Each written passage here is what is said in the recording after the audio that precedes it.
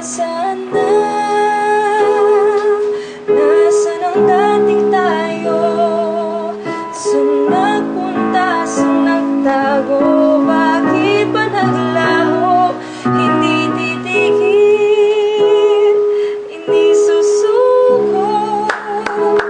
Galing naman. Kaya pala nawawala yung piyesa ko eh. Ginajam yun ni ate. Puro thought na magaling pa naman piano sila sa Olga. Nawala man ang boses ko, hindi naman nawala ang music sa sistema ko. We have a collab now, akalain mo? I'm glad we're friends now. Ikaw na nga talaga ang future sister-in-law ko, ha? Ito naman. I now know that you're the perfect girl for my brother.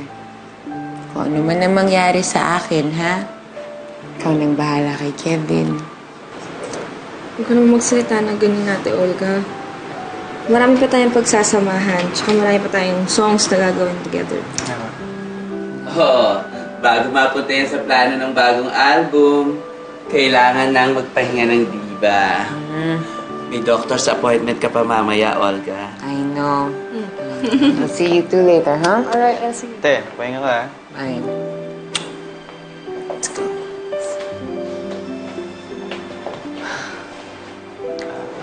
Darling, buti na lang hindi mo sinukuhan si ate. Tingnan mo ngayon, mas close ka pa sa kanya kaysa sa akin. Buti na lang, hindi ka nag-give up sa akin.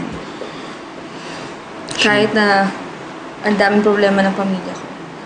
Siyempre, mag-give up ba ako sa best friend ko? Best friend lang.